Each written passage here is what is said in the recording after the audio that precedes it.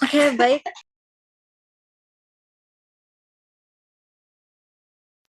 Bismillah, alhamdulillahirrabbilalamin, wabihi nasta'in, wa ala umuri dunia waddin, wassalatu wassalamu ala asrafil anbiya il mursalin, wa ala alihi wa sahbihi ajma'in, amma ba'd. Para peserta yang kami cintai, serta hadirin yang berbahagia, alhamdulillah sore hari ini, pada kesempatan ini, kita akan bersama-sama melanjutkan serangkaian kegiatan yang insya Allah akan memperkaya pengetahuan kita dan memperkuat keimanan kita selama di bulan suci Ramadan ini. Amin ya rabbal alamin. Karena di tengah-tengah kita sudah ada narasumber kita, yaitu Kak Haikal Azra, yang akan membahas tema seri belajar peradaban Islam, mengupas kejayaan Turki Utsmani, dinasti Abbasiyah hingga Andalusia, serta apa sih pelajaran yang bisa diterapkan di era modern saat ini. Gimana Kak Haikal, sudah siap?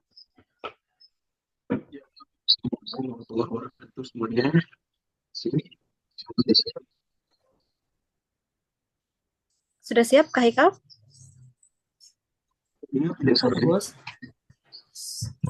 Oke. Putus-putus nggak sih? Izin masuk, iya suaranya kurang jelas, Kak.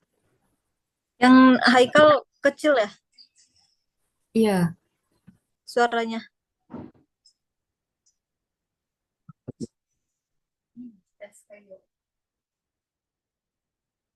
Oke, Bismillah, karena narasumber kita sudah siap. Sebelumnya izin membacakan biodata dari narasumber dulu.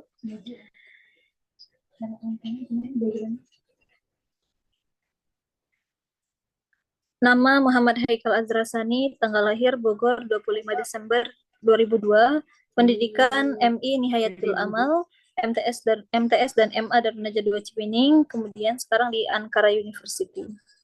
Pengalaman organisasinya bagian kesenian, kemudian ada bagian bahasa, ketua koordinator, ketua welcoming party PPI Ankara, ketua PPI Ankara, wakil direktur radio PPI Turki, wakil ketua Humas MES Masyarakat Ekonomi Syariah Turki. Oke. Langsung saja kita mulai materi pada sore hari ini yang insya Allah akan dipaparkan oleh Kak Muhammad Haikal Azra. Waktu dan tempat dipersilahkan. Oke, bismillahirrahmanirrahim. Assalamualaikum warahmatullahi wabarakatuh. Suaranya terdengar itu apa di tidak, teman-teman? recording ya? Kedengeran, cuma agak digedein dikit boleh? Oke, halo. Halo, terdengar? Oke, aman. Gimana teman-teman, Oke. aman? Masih kecil sebetulnya. Halo, 1, 2, 3. Iya. Nah, Aman, Bos. itu jelas, Kak. Aman ya? Ya. Oke. Taib, bismillahirrahmanirrahim. Assalamualaikum warahmatullahi wabarakatuh. Waalaikumsalam warahmatullahi wabarakatuh. Waalaikumsalam warahmatullahi wabarakatuh. Innal hamdalillah nahmaduhu wa nasta'inuhu wa nastaghfiruh wa na'udzu billahi min syururi anfusina wa min sayyiati a'malina. May yahdihillahu fala mudilla lahu wa may yudlil fala hadiya lahu. Asyhadu an la ilaha illallah syahadatan taj'alana ilal jannati qasran aliyan.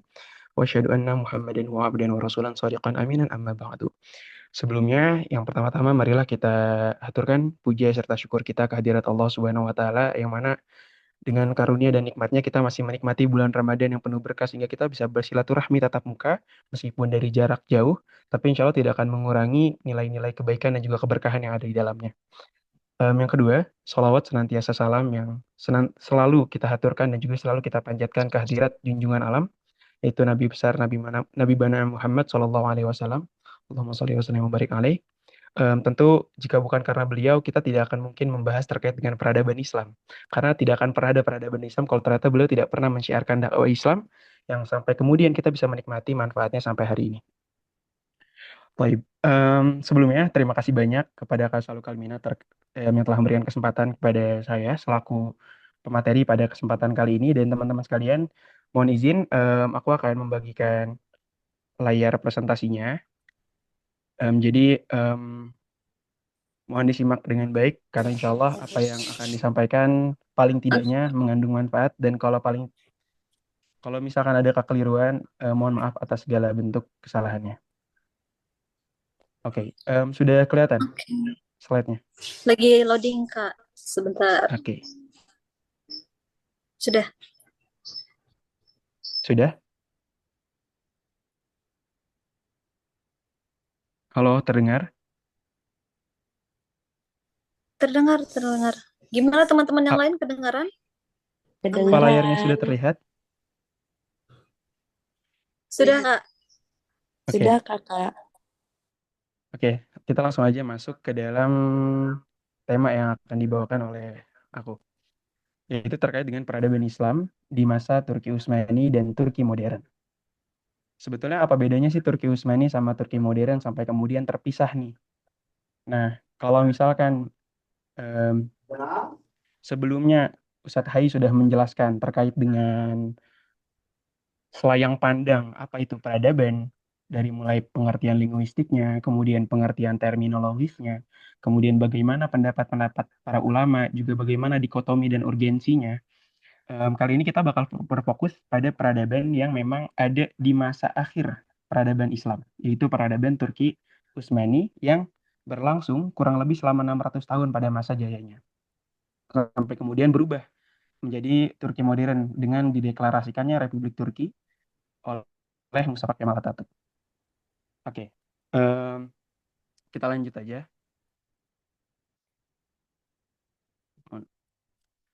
Karena kemarin sini sudah dibahas ya, kemarin ada Al-Hadoroh, ada Al-Thaqafah, ada Al-Umron, kemudian ada Tamadun. Ini kemarin udah semuanya udah dibahas, jadi insya Allah kita bakal langsung lanjut.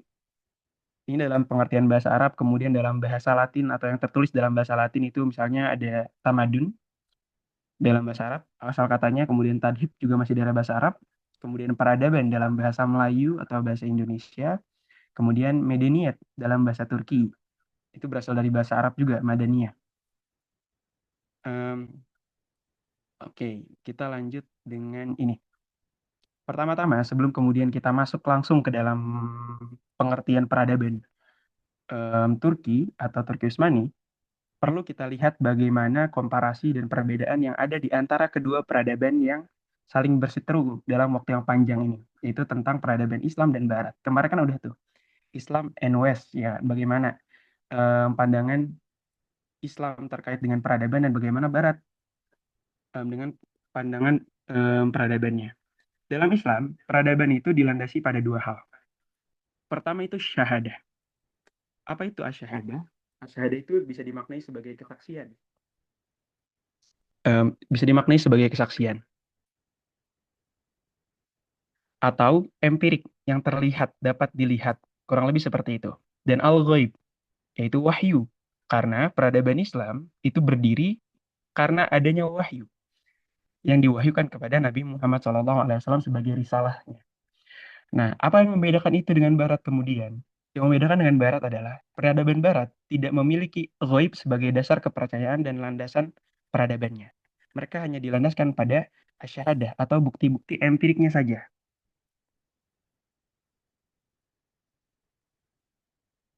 Oke, kurang. Jadi apa?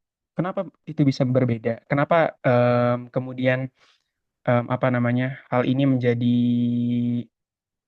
apa namanya itu komparasi yang sangat apa bahasanya ya, bertolak belakang antara satu sama lain? Itu adalah karena tanpa adanya tanpa adanya al-ghaib atau mohon maaf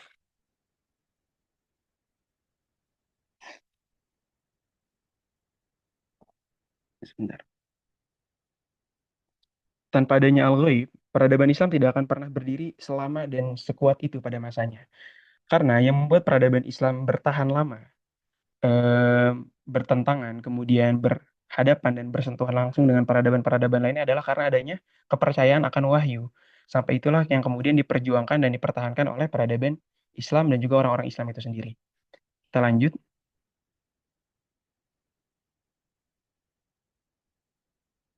Dalilnya ini, wahada kitabun anzalnahu mubarakun fattabi'uhu wa taqul la'allakum turhamun. Al-Quran ini adalah kitab yang kami turunkan dan juga diberkahi. Maka ikutilah dan bertakwalah kamu agar kamu dirahmati. Ini adalah landasannya. Bagaimana Islam itu melihat Al-Quran adalah sebagai pedoman dan juga yang memandu jalannya peradaban ini. Maksudnya jalannya keberlangsungan hidup umat Islam ini.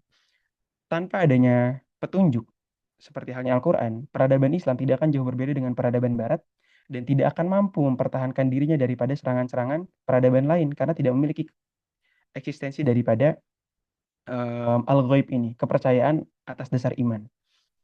Kemudian langsung kita masuk ke dalam peradaban Islam em, era Daulah Turki Utsmani. Teman-teman tahu gak gambar apa ini? Ini gambar siapa dan ini lagi ngapain gitu kurang lebihnya?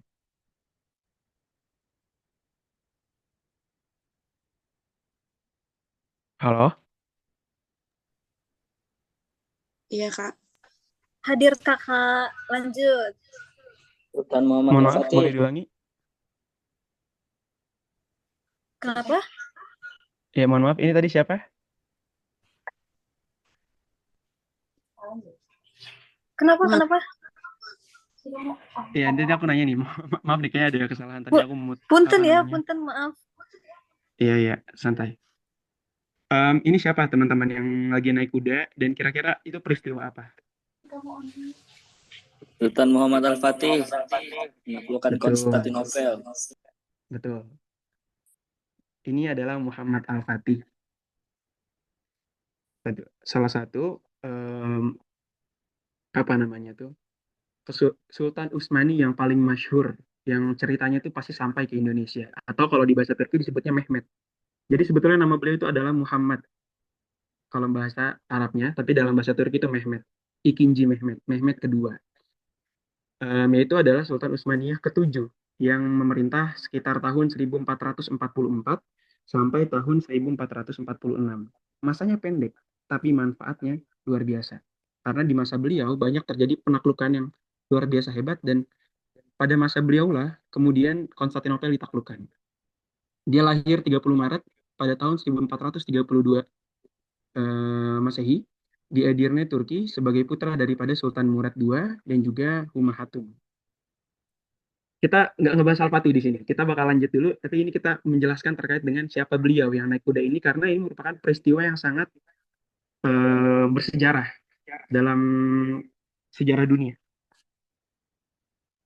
Gambar ini itu di-capture oleh dilukis oleh seorang pelukis barat yang menggambarkan bagaimana megahnya pada saat itu penaklukan Konstantinopel, di mana Muhammad Al-Fatih dengan kuda putihnya masuk melalui pintu pembukaan disebutnya di Turki.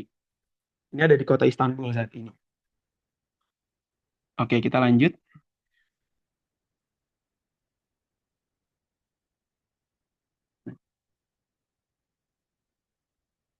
Nah, sejarah singkat Turki Utsmani. Jadi sebelum kemudian kita masuk ke dalam pembahasan Turki Utsmani yang udah kita kenal, perlu kita tahu bangsa Turki itu dari mana asal-usulnya. Nah, pertama dimulai dari imigrasi bangsa Turki Oghuz ke Anatolia. Siapa itu bangsa Turki Oghuz? Bangsa Turki Oghuz itu adalah nenek moyangnya bangsa Turki. Kalau misalkan di Indonesia kan kita punya nenek moyang kita tuh Melanesia kalau nggak salah. Nah, kalau Turki itu punya namanya bangsa Turki Oghuz. Pada abad ke-11, mereka itu berasal dari stepa atau Asia Tengah, yang awalnya itu suku nomaden.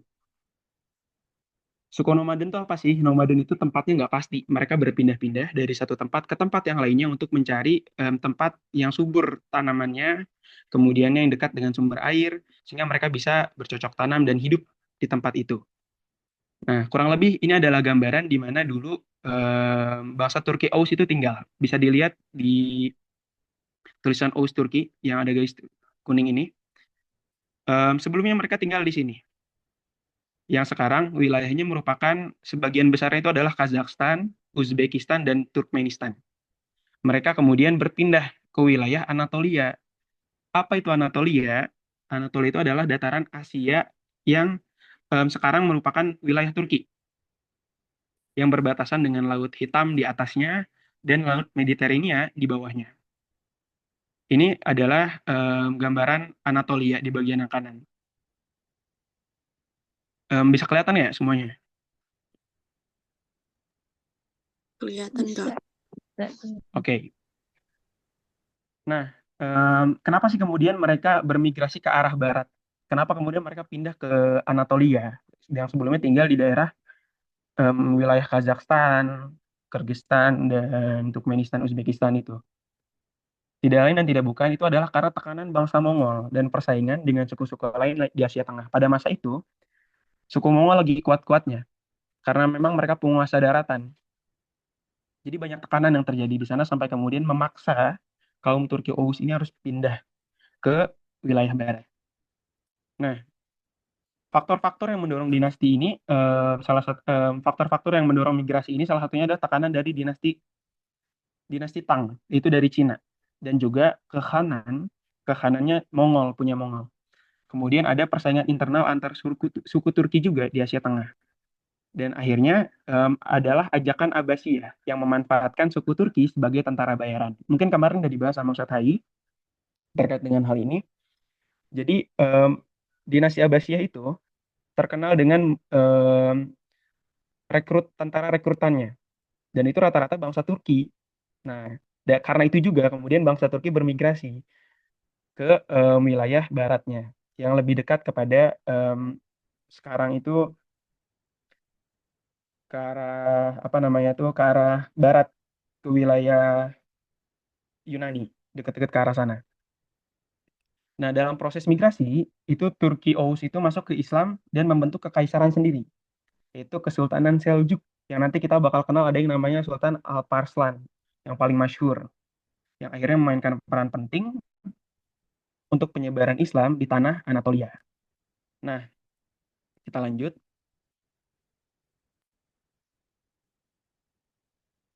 Oke. Kemenangan Mongol, Ilkhanat, dan juga kemunculan kerajaan-kerajaan kecil. Ini perlu dibahas. Kenapa? Karena kemenangan Mongol ini, jadi waktu itu Mongol kan lagi kuat banget. Mongol itu di bawah Genghis Khan melakukan ekspansi besar-besaran yang menghancurkan banyak kerajaan-kerajaan Islam. Salah satunya kerajaan Abbasiyah yang kita tahu kemudian dengan penghancurannya Baitul Hikmah.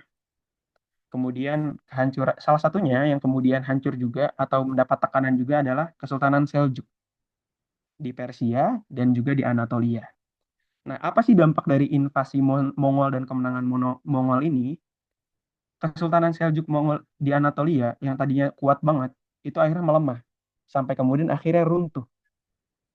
Dan banyak penguasa lokal dan apa namanya itu pemimpin militer Seljuk yang tadinya termasuk ke dalam satu kesultanan itu memecah dan mendirikan beylik, kerajaan-kerajaan kecil mereka sendiri di tanah Anatolia. Yang kemudian karena banyaknya kerajaan-kerajaan kecil menyebabkan ketidakstabilan politik di wilayah Anatolia yang kemudian menjadikan itu tempat yang sangat diperebutkan oleh kerajaan di masing-masing kerajaan ini. Jadi perang tuh sesama kerajaan karena terpecah yang tadinya satu kerajaan besar Seljuk itu dengan invasi Mongol dan akhirnya kemudian pecah menjadi kerajaan-kerajaan kecil. Tentu di mana kerajaan-kerajaan kecil ini punya egonya sendiri untuk memperluas wilayah kekuasaan kerajaannya. Sampai kemudian terjadilah ketidakstabilan politik pada masa itu. Nah, di antara kerajaan itu, kemudian Kesultanan Utsmani adalah salah satunya. Dulu Utsman itu ya kerajaan kecil, dipimpin oleh Osman Ghazi namanya, pendiri Daulah Utsmani. Nah, sampai kemudian bisa menjadi Daulah Utsmaniyah yang besar seperti yang kita kenal hari ini, itu dimulai daripada kerajaan kecil itu.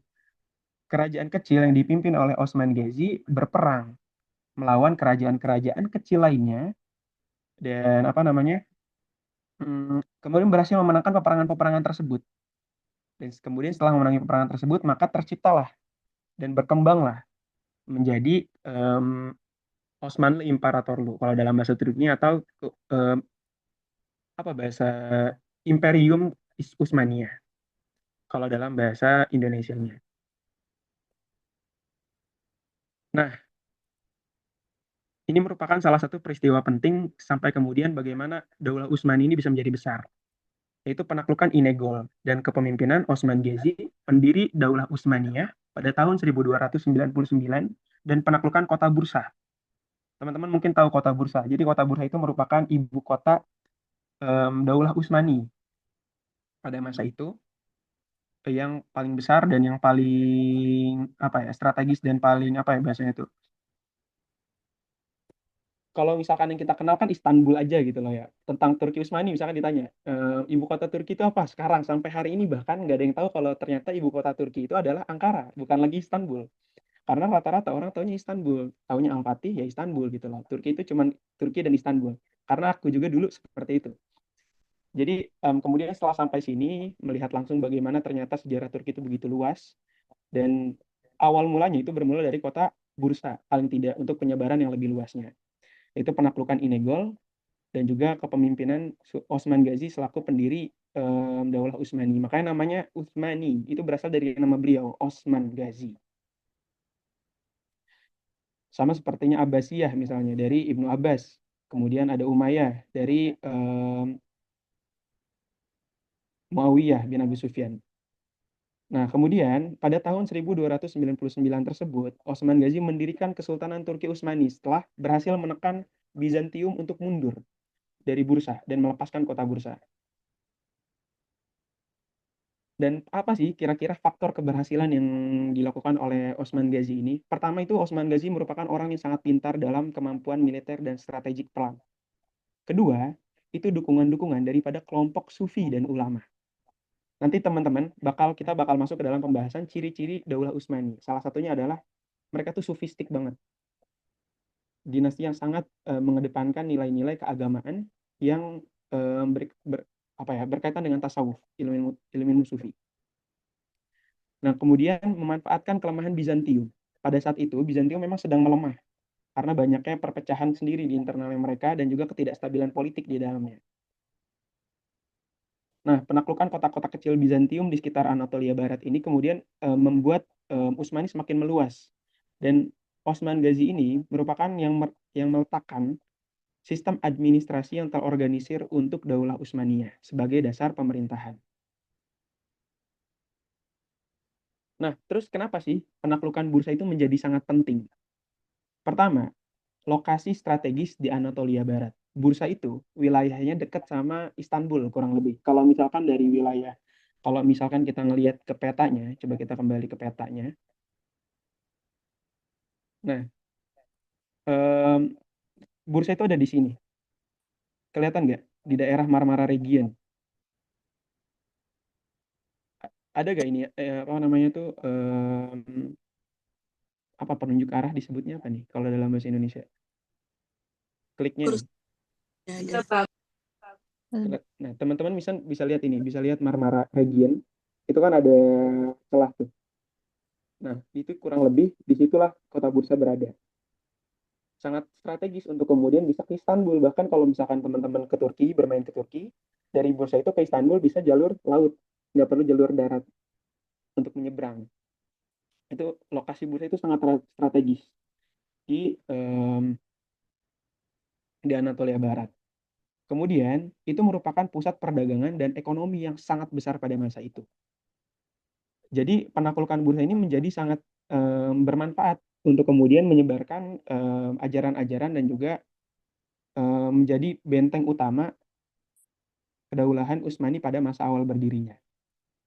Nah, akhirnya karena strategis dan juga sangat sangat punya pengaruh yang kuat pada wilayah-wilayah di sekitarnya, dijadikanlah ibu kota pertama Utsmani di kota Bursa ini, menandai transisi dari suku nomaden menjadi sebuah pemerintahan yang stabil. Jadi dengan ditetapkannya kota Bursa sebagai ibu kota Turki Utsmani, maka pada saat itulah berakhir yang namanya kerajaan-kerajaan kecil yang nomaden tadi. Nah, penaklukan Bursa ini menjadi titik awal ekspansi Utsmani ke wilayah lain. Baik itu yang tanah Anatolia sendiri, sampai kemudian ke Eropa, sampai kemudian ke Konstantinopel pada tahun 1453. Nah, kesimpulannya, imigrasi Turki Oghuz yang tadi di awal, kita bakal bikin kesimpulan dulu dari tadi Turki Oghuz, kemudian kemenangannya Mongol, sampai kemudian penaklukan kota Bursa.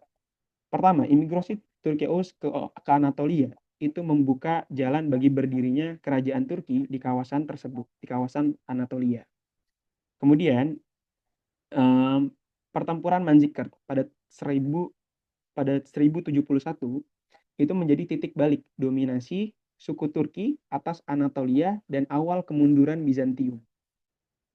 Yang ketiga, itu tadi invasi suku Mongol yang menyebabkan runtuhnya Kesultanan Seljuk dan memunculkan banyak kerajaan kecil di Anatolia termasuk Utsmani merupakan langkah awal bagaimana Utsmani bisa menjadi besar di kemudian hari. Dan yang terakhir itu ada Osman Gazi yang mendirikan Kesultanan Utsmani yang kemudian berkembang menjadi kekuatan besar sampai kemudian bisa menaklukkan kota Bursa pada tahun 1326. Oke, sampai di sini bisa dipahami gak teman-teman? Apakah mungkin ada yang ingin bertanya atau nanti aja di akhir? Lanjut aja kali Kak, nanti di akhir ada sesi tanya jawab. Oke. Nah, Oh iya, Toko. kenapa peradaban Turki Utsmani sih yang kita bahas pada kesempatan kali ini gitu loh. Padahal kan ada Abbasi, misalnya kemarin udah dibahas sama Ustadz Hai meskipun nggak secara spesifik terkait dengan Abbasi ya. Tapi kenapa nggak kita coba dalami aja Abbasi ya, kan di sana ada Baitul Hikmah, pada masa itu Islam mengalami sedang apa namanya itu the the golden age of Islamic apa civilization. Peradaban Islam hmm, masa emasnya peradaban Islam misalnya. Kenapa kita nggak ngebahas lebih fokus ke sana? Kenapa kita malah ke Turki Utsmani? Pertama, itu mudah dilacak. Belum lama hancurnya. Masih pada tahun 1924-23-an, tahun segituan. Baru kemudian hilang Sultanan Utsmani. Jadi paling dekat ini peradaban Islam terakhir yang bertahan dan peradaban Islam yang secara langsung bersentuhan dengan Barat pasca Renaissance. Ini Renaissance nama kita banget. Jadi kurang lebih memang kenapa Turki Utsmani itu pertama dekat dengan zaman kita, kedua mudah dilacak, ketiga mereka tuh bertahan lama banget selama 600 tahun, kemudian bersentuhan dengan Barat pasca Renaissance. Karena Barat juga sebelumnya tidak begitu unggul dalam bidang ilmu pengetahuan sampai kemudian hancurnya peradaban Islam di Baghdad. Mereka kemudian berkembang, kemudian adalah apa namanya itu Renaissance, kemudian revolusi industri, barulah Barat dikenal sebagai Barat yang hari ini gitu. Kita lanjut. Nah, karakter peradaban Turki Utsmani. Apa aja sih karakternya? Dan ciri-cirinya lah kurang lebihnya. Karakteristik utama peradaban Turki Utsmani itu pertama berasaskan Islam. Ini al-ghaib, ini penting di sini. Al-ghaib atau maksudnya wahyu ini yang ada di nomor 1. Karena peradaban ini didirikan atas landasan keagamaan Islam. Jadi tujuannya untuk dakwah yang menyebarkan ajaran Islam. Yang kedua, itu pengaruh Arab, Persia, dan Romawi, dan Rum. Dan Kesultanan Utsmani merupakan satu-satunya kesultanan yang didirikan oleh bangsa non-Arab. Yang lainnya kayak contoh misalnya ada Utsmani, ada Abbasiyah, ada Fatimiyah misalnya di apa namanya itu ada di Mesir, kemudian ada Mamluk, itu rata-rata apa namanya itu didirikan oleh bangsa Arab. Nah, kalau misalkan yang Turki Utsmani itu didirikan oleh orang Turki, tapi punya pengaruh Arab, Persia, dan Rum. Karena mau bagaimanapun agamanya datang dari Arab. Maka banyak sekali pengaruh Arabnya dan Persianya. Kemudian dan juga bangsa Rum dan Romawi. Karena lokasi geografisnya yang berada di tanah Anatolia yang bersentuhan langsung dengan kerajaan Bizantium pada masa itu. Kemudian disebarkan dengan doktrin jihad. Ini penting. Kenapa? Karena penyebarannya itu dilalui melalui perang-perang yang dilakukan oleh suku-suku tadi, kerajaan-kerajaan kecil sampai kemudian menjadi besar. Dan contohnya misalnya Muhammad Al-Fatih. Kenapa sampai kemudian bisa menaklukkan Konstantinopel? Itu kan karena mencoba untuk menggenapkan janji Nabi. Yaitu hadis ya kan, la tuftahun al-Konstantiniyah wala ni'mal amir amiruha. Wala ni'mal jais dalikal jais. sesungguhnya akan ditaklukkan kota Konstantinopel. Maka sebaik-baik pemimpin adalah pemimpinnya pada saat itu, dan sebaik-baiknya tentara adalah tentaranya pada masa itu. Nah, itu kan bentuk bagaimana kemudian dan pada saat itu dikuasai oleh kerajaan Kristen kan. Tujuannya untuk menaklukkan dan untuk diislamkan. Itu tujuannya. Doktrinnya jihad. Nah, kemudian bercorak tasawuf. Ini menjadi menarik. Kenapa? Karena banyak juga kerajaan Islam itu tidak memiliki kedekatan pada karakter tasawufnya. Tapi kalau di Turki, karakter tasawuf ini sangat kuat. Nanti kita bakalan bahas di slide-slide selanjutnya. Bahkan kalau misalkan dalam sejarahnya, masing-masing sultan dari Daulah Utsmaniyah itu memiliki muridnya sendiri, guru tasawufnya sendiri. Contoh misalnya Muhammad Al-Fatih itu punya Syamsuddin, kalau teman-teman pernah baca. Kita ada aliran tasawufnya Syamsuddin. Itu aliran Syamsuddin. Ada dia, ada yang macam-macam. Jadi ini menunjukkan kedekatan spiritual pemimpin dari suatu daulah kepada Tuhannya. Jadi nggak fokus pada nilai materinya aja. Kemarin kan udah dibahas sama Ustaz Hai. Pertama itu terkait dengan peradaban itu adalah kemajuan lafzi dan ada kemajuan maknawi. Dan Islam mencoba untuk mendapatkan keduanya. Karena memang ada keterikatan batin sampai kemudian bisa terwujud dalam keterikatan fisik. Mohon maaf, belum selesai. Kita lanjut lagi. Itu Aceh terbuka. Kan kemarin ada salah satu daripada salah dua ya, tadi kemarin tuh terkait dengan penyakit yang menyebabkan hancurnya sebuah peradaban misalnya. Pertama ada inferiority complex kalau nggak salah. Kemudian ada isolation complex, menutup diri. Nah, bangsa Utsmani pada masa itu terbuka dengan segala bentuk ilmu pengetahuan dan juga corak-corak yang ada di pada wilayah tersebut, menerima gitu, menerima peradaban yang ini. Misalnya ada pengaruh baik daripada Romawi, diambil hal-hal baiknya. Contohnya pada saat pembangunan Masjid Sultan Fatih, pada masa awal penaklukan Konstantinopel itu, Sultan Fatih membangun masjid namanya Masjid Fatih. Ketika ingin membangun masjid, Sultan itu merekrut seorang arsitektur, dan arsitekturnya ini seorang Kristen. Unik gak? Kalau misalkan sekarang, coba pengen bikin masjid, arsiteknya diambil dari orang Kristen, apa nggak ramai? Ya kan? Pada masa itu, Sultan Fatih itu merekrut orang Kristen untuk menjadi arsitek masjid, karena memang belum ada ahlinya pada saat itu. Jadi memanfaatkan seorang yang memiliki kemampuan. Tapi syaratnya, anak buahnya haruslah orang-orang Islam agar diajarkan. Jadi ada keterbukaan hal itu gitu loh. Tidak menutup diri. Udah nggak tahu menutup diri, ya sudah lah selesai gitu loh kan. Kalau tidak tahu ya cari tahu sampai kemudian dikembangkan menjadi pengetahuan. Nah, kemudian ada multikultural. Artinya ada banyak bangsa di sana. Ada bangsa Kurdi, ada bangsa Arab tadi, kemudian ada bangsa Turki itu sendiri. Ada banyak kultur yang ada di dalam Daulah Turki Utsmani. Kita lanjut. Nah, di sini ada periodisasi historis Kesultanan Turki Utsmani. Pertama, pada masa pendirian, itu tadi pada penaklukan Busan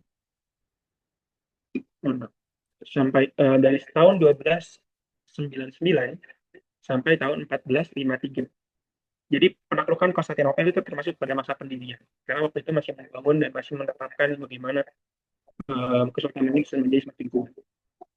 Yang kedua, itu ada kemajuan.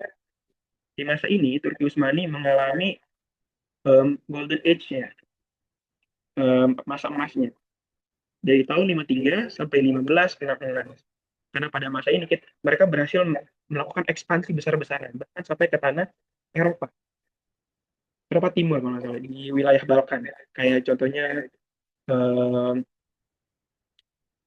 apa namanya itu, Herzegovina, kemudian Makedonia, kemudian ada Austria sebelum Wina. Nah, sampai kemudian ada masa stagnansi. Stagnansi itu masa apa sih? Masa di mana ini maju enggak, mundur enggak, tapi cenderung mundur. Udah mulai kayak nggak bisa ngapa-ngapain secara militer, udah diem aja gitu loh, karena nggak bisa mempertahankan masa jayanya untuk kemudian melakukan ekspansi lanjutan atau mempertahankan wilayah. Cuman bisa bertahan aja kurang lebih mohon maaf.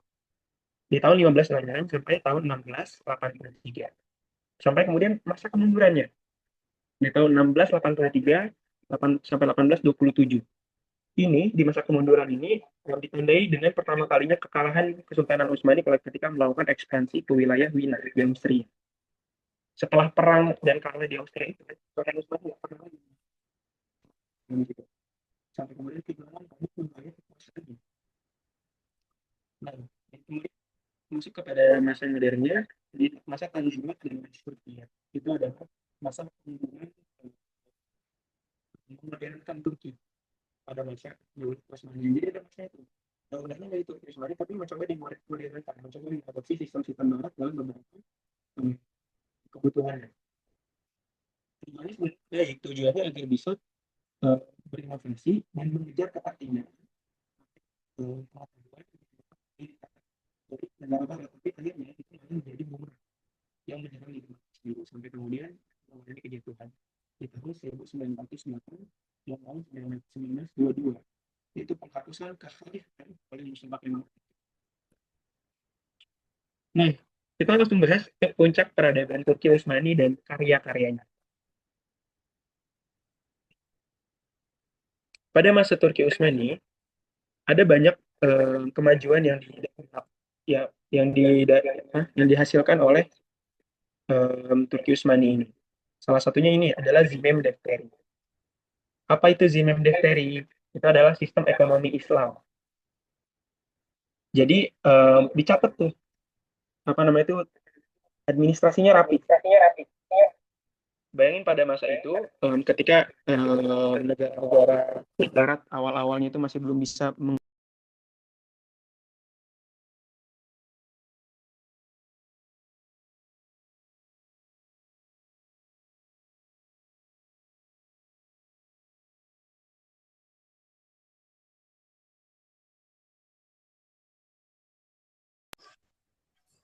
Tes punten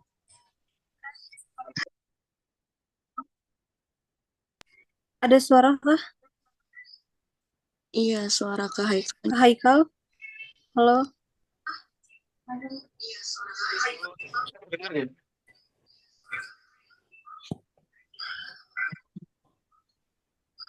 Nah, ada lagi. Kecil tapi. Oke, halo, terdengar? Terdengar, Kak. Terdengar. Tadi sampai mana tadi? Yang terdengar Tadi terakhir. sampai Sebelum gambar ini, Ustaz. Iya. Oh, sebelum gambar ini. belum sih? Di Zimem Defteri ini. Hmm. Ya, ini adalah sistem ekonominya, maksudnya sistem pencatatannya. Bagaimana administrasi itu diatur sebaik mungkin dan dicatat detail-detailnya. Kemudian ada Hamaltashe. Ada Çeşme ve Hamaltashe. Ini teman-teman bisa lihat, Çeşme itu artinya keran minum. Nah, di Turki sampai hari ini itu banyak banget ditemuin nih tempat-tempat kayak gini nih. Di kanan yang ada batu merah, ada batu yang digaris yang dilingkari merah, dua kanan ini, dan juga di tengahnya ada kayak keran wudhu gitu kalau bahasa kita. Ya kan kayak keran wudhu lah di pinggir jalan. Itu bukan keran wudhu, tapi itu çeşme atau tempat air minum gratis. Di masa kemajuannya, Turki Utsmani, terutama dalam aspek sosial ya, itu mereka tidak hanya memperhatikan bagaimana raja bisa bersenang-senang dengan kekayaan kerajaannya, tapi juga bagaimana raja itu memperhatikan kesejahteraan untuk masyarakatnya. Salah satunya dari yang paling sederhana, itu adalah Çeşme dan Hamaltashe ini. Hamal itu berasal dari kata bahasa Arab, hamlun, ya kan? Bawaan, barang bawaan. Tashe itu batu, barang bawaan. Tashe itu batu artinya. Jadi Hamaltashe itu adalah batu, barang bawaan. Bukan berarti batunya dibawa, bukan. Tapi batunya merupakan tempat di mana para pembawa barang, para pedagang yang membawa barang itu meletakkan dagangannya untuk sejenak beristirahat. Bayangin, sebuah kesultanan, sebuah peradaban memperhatikan detail seperti ini. Memperhatikan, ini kalau orang capek dibuat nih, ada yang namanya tempat buat berteduh untuk naruh barang bawaannya. Dan di sampingnya itu ada cesme, ada tempat air minum gratis. Jadi sambil beristirahat sejenak, dia bisa ngambil minum tuh dari cesmenya. Itu dari aspek sosial. Itulah kenapa Turki Utsmani sangat apa namanya itu sangat maju pada masa itu karena memang memperhatikan bagaimana masyarakatnya bisa hidup dengan baik, paling tidak diperhatikan situasi-situasinya. Kita lanjut. Kemudian ada Kush Evi. Kalau teman-teman ngeliat ini mungkin kayak, iya ada burung gitu, ada rumah burung di Indonesia mah banyak gitu kan, ya kan? Nah, Kush Evi ini benar namanya rumah burung. Kush itu artinya burung, Evi itu artinya rumah. Kush Evi maka dinamakan rumah burung. Nah, kita bisa lihat bentukannya.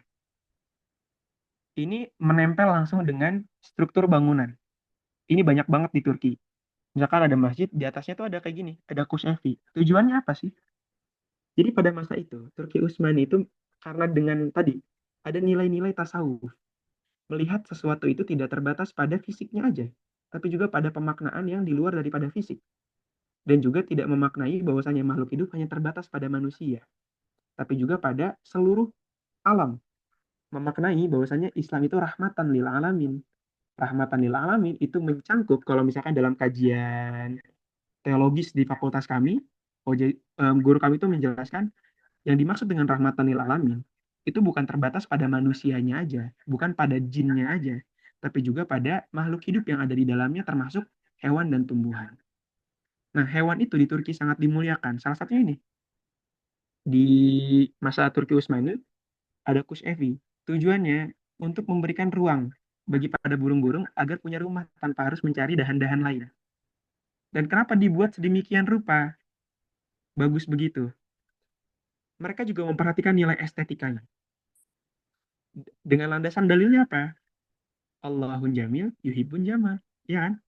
Allah itu indah, mencintai keindahan. Maka dibuatlah hal-hal yang seperti ini. Sederhana, tapi tidak semua orang bisa. Bayangin, ini peradaban besar, suatu imperium yang ditakuti oleh Barat pada masa itu, memiliki perhatian paling kecil kepada makhluk-makhluk Allah yang kita seringkali luput akannya. Iya kan? Bahkan, ini dulu ya, pada saat ini, di Turki itu, ada banyak banget, kalau di Istanbul, itu ada mesin makan kucing gratis. Jadi kucing itu hidupnya sejahtera. Makanya kucing Turki bagus-bagus, gemuk-gemuk. Karena dikasih makan, dirawat, meskipun kucing jalanan. Itu ada tempatnya sendiri, dikasih makan, gratis. Jadi budaya ini hidup. Bukan hanya sebatas dilakukan oleh pemerintahnya aja, tapi juga masyarakatnya akhirnya membudidayakannya. Nah, kemudian ada penjere onu cicekleri. Ini adalah yang menarik. Penjere itu artinya jendela. Onu itu artinya di depan. Cicekleri itu artinya bunga-bunga. Kalau disambungkan dalam bentuk kalimat, bunga-bunga di depan jendela. Kelihatannya, ini cuma biar indah aja kan. Padahal, ini tuh punya makna terselubung. Bukan terselubung, mohon maaf. Punya makna di dalamnya. Kalau terselubung kayak konotasinya negatif. Biar jadi bagus, itu punya maknanya sendiri.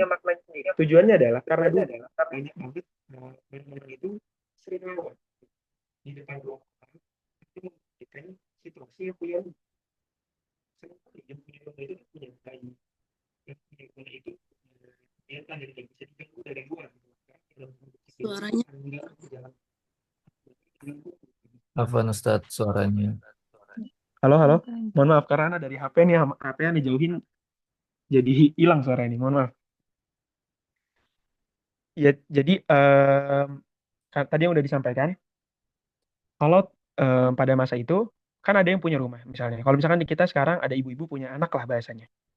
Terus kemudian ada orang-orang nih ngebut di jalan nih, naik motor tuh kebut-kebutan atau ada anak main beduk, rame lah gitu kira-kira. Itu pasti dimarahin kan. Kalau sekarang pasti dimarahin. Dari yang punya rumah kayak kalau misalkan orang Sunda misalnya teriak, kurang enak kayaknya kalau disampaikan ya. Kayaknya cicing mana ya misalnya gitu, jangan berisik gitu loh kan. Atau kayak akhirnya memarahi pengguna jalan, sedangkan jalan itu juga bukan punya dia, tapi itu adalah punya masyarakat umum, punya masyarakat. Nah, karena itulah pada masa Turki Utsmani, masyarakatnya membudidayakan Penceri Onu Çiçekleri. Tujuannya apa? Yang di jalan tidak berisik karena melihat keindahan dan ketenangan daripada rumah yang penuh dengan bunga-bunga. Yang akhirnya dampaknya apa? Dampaknya adalah menciptakan ketenangan dan tidak adanya keberisikan atau keramaian yang terjadi di depan rumah tersebut. Menandakan memang yang punya rumah berharap yang berjalan kaki di depan rumahnya itu mendapat ketenangan dengan melihat keindahan di depan rumahnya. Bayangin, saking lembutnya hati masyarakatnya pada masa itu nggak mau ngomong langsung. Mereka menyampaikan lewat hal lain. Seperti halnya kayak gini, ditaruh bunga depan rumah, kalian jadi orang-orang yang jalan itu harusnya ngerti, yang punya rumah sedang dalam masa yang tidak bisa diganggu atau sedang dalam masa eh, butuh ketenangan. Jadi ketika ngelihat bunga itu, oh paham, orang yang punya rumah sedang tidak bisa diganggu, misalnya nggak boleh berisik-berisik depan rumahnya. Dan dia juga merasa tenang karena indah gitu loh. Iya kan? Wasilahnya indah, tidak melalui marah-marah. Yang punya rumah tidak mau marah-marah kepada pengguna jalan karena merasa jalannya bukan punya dia, tidak mau menggunakan apa namanya itu haknya semena-mena hanya karena dia punya rumah depan jalan. Yang berjalan kaki di jalan pun menghargai yang punya rumah karena melihat ada tanda bahwasanya yang punya rumah itu sedang butuhkan ketenangan. Kurang lebih seperti itu. Ini merupakan salah satu bentuk kemajuan. Nah, ini juga ada yang namanya sadaka tasya. Sadaka itu sodako. Batu sodak tasya itu batu tadi. Sadaka tasya maka bermakna batu sedekah. Apa bedanya sama keropak amal masjid atau kotak amal masjid? Apa bedanya? Coba teman-teman, apa bedanya dengan kotak amal masjid yang bisa kalian lihat dari gambar ini?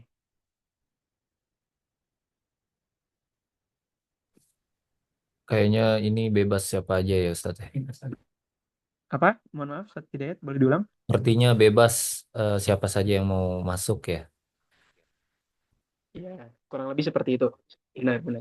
Nah, biar lebih rinci lagi, jadi perbedaannya apa? Teman-teman bisa lihat kalau kotak amal di masjid-masjid itu terkunci. Benar gak? Ketutup, terkunci. Artinya apa? Hmm. Yang memiliki kotak itu atau pengurus masjid yang memberikan kotak itu merasa kalau misalkan tidak dikunci tidak aman. Iya kan? Ada kemungkinan orang ngambil lah, bahasa gitu, makanya diamanin. Nah, pada masa Turki Utsmani, itu diciptakan sadaqah tasya. Dan itu tidak dikunci. Bentuk di atasnya itu ada bolong kayak gitu, itu tempat untuk naruh uang. Kenapa nggak dikunci? Karena sederhananya, em, masyarakat yang memiliki kemampuan berpikir dan juga em, adab yang baik tidak mungkin mengambil sesuatu yang tidak dibutuhkannya dan bukan menjadi haknya. Dan kenapa kemudian tidak dikunci? Ya itu tadi, salah satu alasannya nggak mungkin orang yang beradab, orang yang memiliki pengetahuan, mengambil sesuatu yang bukan haknya dan juga yang tidak dibutuhkannya. Dan dan ini juga salah satu bentuk daripada inklusivitas. Artinya semua orang itu bisa memanfaatkan batu ini untuk kepentingan dan kebutuhan yang dia miliki, terutama buat orang-orang yang memang membutuhkannya. Orang-orang yang membutuhkannya tidak akan merasa malu untuk mengambil dari kotak ini, dari batu ini. Kenapa? Karena nggak ada kameranya, nggak ada orang-orang yang mantauin, nggak ada orang-orang yang jaga. Udah dibiarin aja gitu di jalan. Jadi ketika dia butuh, contoh misalnya dia udah lapar banget nih, pengemis di jalanan, dia lapar banget, dia nggak ada uang untuk beli roti, ya mereka bisa langsung ambil dari sini tanpa harus malu karena dia adalah orang miskin. Jadi mereka bisa ngambil langsung. Dan yang memberi tidak mendapatkan apa namanya itu perasaan riba. Bukan riba, mohon maaf, ria. Perasaan merasa telah memberi. Karena dia juga tidak tahu siapa yang dia akan beri gitu loh. Dia merasa dia punya uang lebih, dia memberi kepada batu tersebut, ditaruh aja udah gitu. Yang ngasih nggak tahu siapa yang dikasih, yang dikasih nggak tahu yang ngasih. Maka keikhlasannya terjaga. Sebagaimana pepatah kita bilang, Bahkan Nabi yang bilang ya, apa namanya, kalau misalkan ngasih, usahakan tangan kirimu tuh jangan sampai tahu. Nah, ini adalah bentuk daripada implementasi daripada nilai-nilai itu. Kemudian kita lanjut, ada yang namanya askeda ekmek, yaitu ekmek itu roti. Jadi roti-roti sisa, roti-roti yang disodakohkan kepada yang membutuhkan. Bisa dibaca di sini. Ekme ihtiyacı olan kardeşlerimize bir yardımda sizden. Artinya, ini adalah bantuan untuk kalian, saudara-saudara kami yang membutuhkan roti. Jadi, kalau misalkan pada masa itu, jadi Turki sampai sekarang masih berlaku, ini masih ada. Kalau kalian beli roti, misalkan saya mau beli roti 10. Nah, saya cuma ambil 5. 5 sisanya dimasukin ke plastik, taruh aja di situ. Jadi ada tempatnya khusus. Set ditaruh, jadi bisa diambil bebas oleh siapa aja yang butuh. Gratis. Yang ngasih nggak tahu siapa yang dikasih nggak tahu yang ngasih. Kalau butuh, ambil. Sampai sekarang berlaku. Kalau kita kan berlaku pada saat COVID-19. Iya kan? Itu tuh, pada apa di kompleks ditaruh sayuran misalnya dulu kan sempat ada tuh. Biar nggak bersentuhan secara fisik. Beda maknanya. Kalau waktu itu karena ada penyakit. Kalau ini memang karena keikhlasan hati dan ketulusan niat. Itu yang membedakan. Kemudian ada wakaflar. Wakaflar itu adalah wakaf-wakaf. Pada masa itu, Turki Utsmani mengalami masa kemajuan yang sangat pesat, salah satunya ditandai dengan banyaknya wakaf sosial. Wakaf, sebagaimana yang kita ketahui, itu adalah sesuatu yang diperuntukkan untuk kemaslahatan bersama. Bahkan, beasiswa kami, beasiswa saya pribadi, yaitu Turki Diyanet Vakfı, merupakan lembaga wakaf. Dan itu unik, bagaimana lembaga wakaf bisa kemudian memberikan beasiswa, full funded, memberikan kemudian uang bulanan, dipenuhi biaya tiket pulang perginya setiap tahun. Kok bisa? Itu diawali pada masa-masa kemajuan Turki Utsmani, membudidayakan wakaf. Jadi kalau misalkan pada saat ini, hedonisme itu ditandai, mohon maaf, bukan hedonisme, orang-orang kaya itu menghabiskan uangnya untuk hedonisme dengan membeli apa mobil Lamborghini misalnya, kemudian sepatu Jordan yang mahal atau apapun yang menunjukkan status sosial mereka itu tinggi untuk memberikan pernyataan saya ini orang kaya, maka dia belilah hal-hal yang bisa membuat status sosial itu terlihat tinggi. Kalau dulu tidak, orang kalau misalkan kaya, mereka bikin wakaf. Dan wakaf itu tidak cuma dilakukan oleh orang-orang kayanya aja, tapi juga oleh raja-raja dan ratu-ratu kerajaan. Bayangin, raja-rajanya berlomba-lomba untuk mendirikan wakaf. Yang wakaf ini dimaslahatkan terus sampai hari ini untuk kemaslahatan masyarakatnya. Itu luar biasa banget kan? Dan dipikirkan segala aspeknya. Itu sangat, kalau misalnya saat ini sangat luar biasa. Dan di Indonesia, kebiasaan wakaf ini belum begitu merajalela. Belum begitu, apa namanya itu, belum begitu meluas di kalangan masyarakat kita, masih belum awam. Kalau di Turki, dulu itu salah satu yang unik adalah ketika ada anak-anak sultan misalnya bermain ke suatu wilayah di wilayah kekuasaan Utsmani. Ketika ke sana, pengen nyari minum, nggak ada tempat minum, nggak ada yang jualan minum. Ini kisah, ada salah satu kisahnya ya tentang wakaf. Karena nggak nemu minum, akhirnya dia bilang ke ayahnya. Dan ayahnya juga ngelihat, oh ternyata di sini nggak ada tempat minum ya, susah buat sumber air. Terus gimana masyarakat di sini bisa kemudian dapat air? Maka Sultan mewakafkan apa namanya itu sumur air di situ.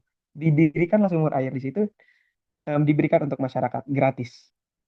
Itu luar biasa sekali. Bagaimana Sultan peduli dengan hal-hal sesederhana itu. Salah satunya air. Kemudian itu aspek sosial. Kita masuk ke aspek seni dan budaya. Di Turki ada banyak banget bentuk daripada kemajuan seni dan budaya. Salah satunya hatat, kaligrafi, hatat lab, cini dan seramik, ukiran dan juga keramik. Kemudian Osmanlı Muziği, musik-musik Utsmani. Kemudian ada Ebru. Ebru itu artinya lukisan di atas air. Yang di sebelah kanan di gambarnya. Dan ini itu tidak sebatas bentuk fisiknya indah aja, tapi juga ada pemaknaan di dalamnya. Aku akan coba sedikit menjelaskan terkait dengan apa yang ku tahu terkait kaligrafi misalnya. Aku di sini mengambil kaligrafi dalam pembidangan yang aku geluti selama di Turki. Seorang khatat untuk kemudian bisa menjadi kaligrafer itu hanya boleh berguru pada satu orang yang dianggap memang punya kemampuan dan bisa mewariskan ilmunya, bisa memberikan ijazah. Sebetulnya bisa banyak, cuman dianjurkannya satu. Dan untuk seorang penulis kaligrafi, apa disebutnya kalau kita tuh handam, kayunya, kalemnya, kayu buat menulisnya itu, ketika dipotong pertama kali serutannya, itu harus disimpan. Tujuannya apa?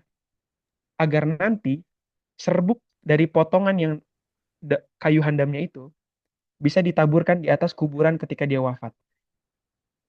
Artinya menunjukkan bahwa saya selama hidupnya dia itu mengabdikan dirinya untuk menulis kalam-kalam ilahi yang indah dan apa namanya itu mengabdikan dirinya pada sesuatu itu.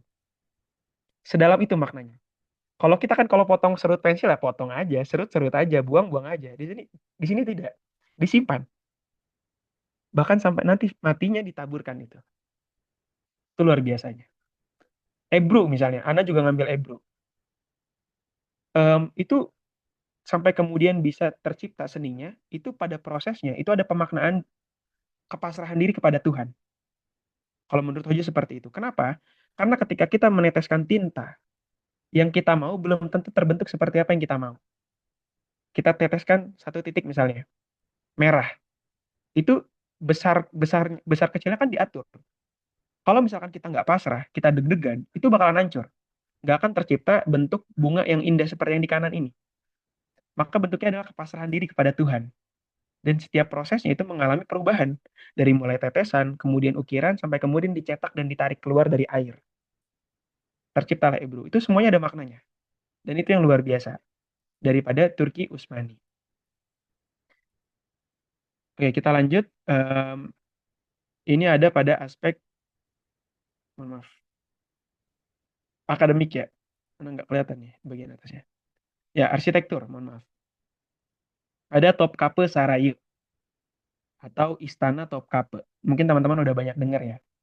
Ini adalah komplek Istana Topkapi. Ini istana pada masa Turki Utsmani. Kalau dibandingkan dengan istana-istana pada masa Renaissance-nya Eropa, ini jauh banget kalahnya. Secara indah biasa aja, nggak yang indah-indah banget gitu loh. Maksudnya nggak yang megah-megah banget, indah tapi nggak megah. Tapi dipikirkan sekali fungsinya, teman-teman. Ini ada salah satu menara yang paling tinggi di sini. Teman-teman bisa lihat ini, menara ini. Ini disebut dengan Adalet Kulesi atau bisa disebut dengan Menara Keadilan.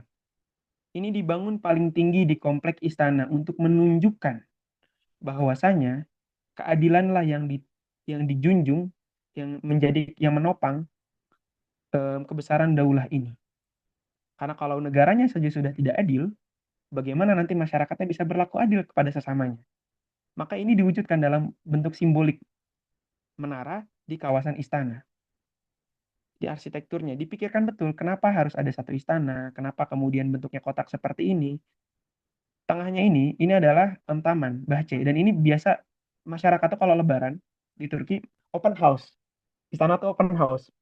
Jadi masyarakat bisa bersenggama, bisa kemudian bercanda tawa di wilayah kerajaan di wilayah istana milik sultan ini. Kita lanjut. Jamiler. Kalau bahasa Indonesia ini cami ya, camiler gitu ya. Kalau dalam bahasa Turki itu dibacanya Jamiler. Salah satunya Sulaimaniye Jami. Masjid-masjid. Kemajuan arsitektur itu salah satunya masjid-masjid. Nah, masjid ini itu tidak dibangun serta merta dibangun aja gitu. Ini ada maknanya. Kalau pemaknaan secara kubah di Sulaimaniye Jami aku belum begitu membaca terkait dengan informasinya, tapi ini bagian kotak di depan masjid ini merupakan avlu. Avlu itu atau halaman masjid.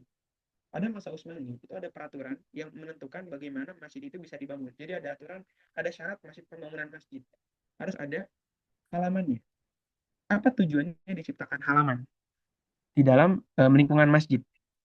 Agar masyarakat bisa berkumpul di sana, berteduh di sana, bermain di sana. Masjid itu tidak diartikan sebagai tempat ibadah saja, tapi juga tempat di mana semua orang bisa hadir, bisa bercengkrama, bisa memanfaatkan fasilitas sosial di lingkungan masjid. Makanya ntar ada pengajian-pengajian di sini, kemudian ada banyak kegiatan sosial yang diselenggarakan di sini. Kalau sekarang pada masa Ramadan misalnya, di sini tuh jadi tempat buat iftar, buat makan, kurang lebih kayak gitu. Kemudian ada Jumbale Evi. Apa itu Jumbale Evi? Rumah yang di depan yang memiliki kalau kata kita sekarang tuh apa? Balkon. Ada balkon rumah. Tapi bukan balkon di atasnya. Dia ada balkonnya, cuma tertutup di atasnya tapi terbuka di bawahnya. Tujuannya apa? Dia adanya rumah ini. Tujuannya agar para pedagang atau para pejalan kaki yang melewati rumah tersebut bisa berteduh di bawah rumah tersebut ketika panas atau ketika hujan. Sampai dipikirkan sedemikian rupa oleh masyarakatnya ketika mendirikan bangunan fisik. Jadi kemajuan itu tidak dimaknai sebagai kemajuan-kemajuan yang terlihat aja, tapi juga ada makna di dalamnya. Agar orang-orang yang berjalan bisa merasa aman ketika ada matahari yang sangat terik ataupun ketika hujan yang sangat deras.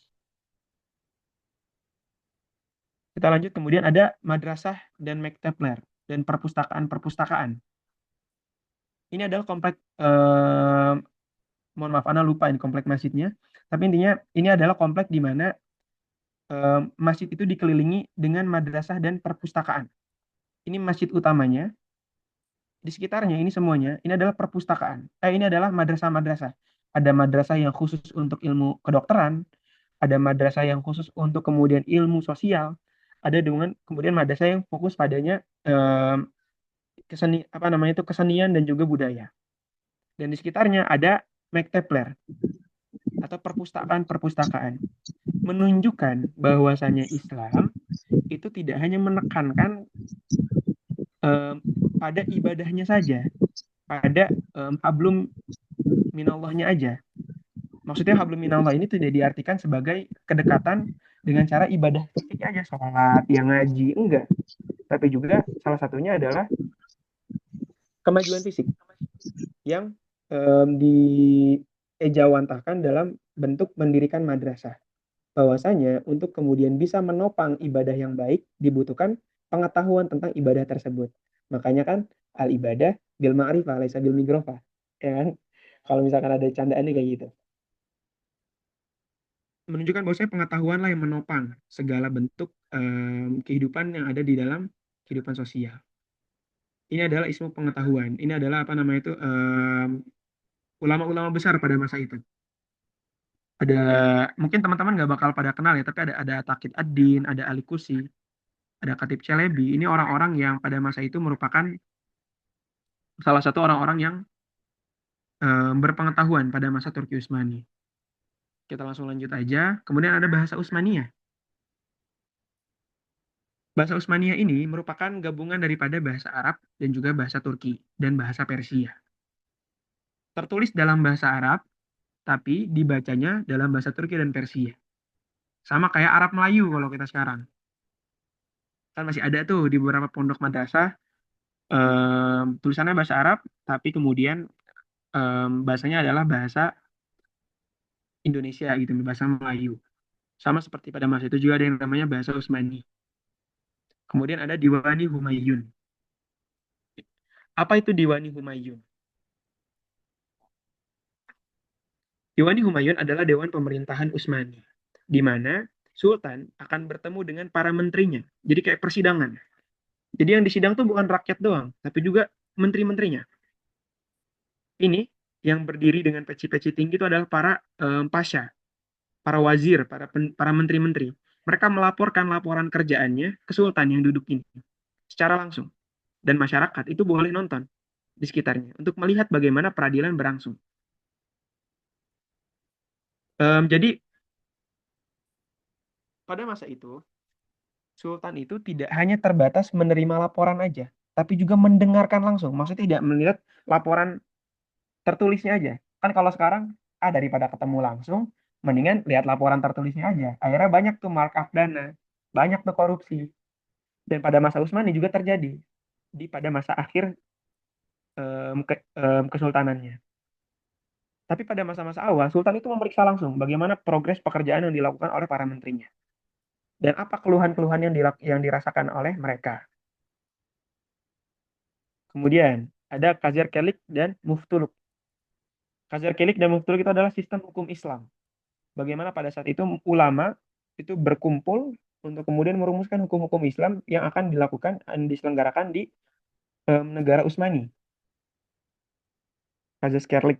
Nah, kemudian ada yang namanya Yenicheri atau Janisari. Kalau dalam bahasa baratnya, Janisari.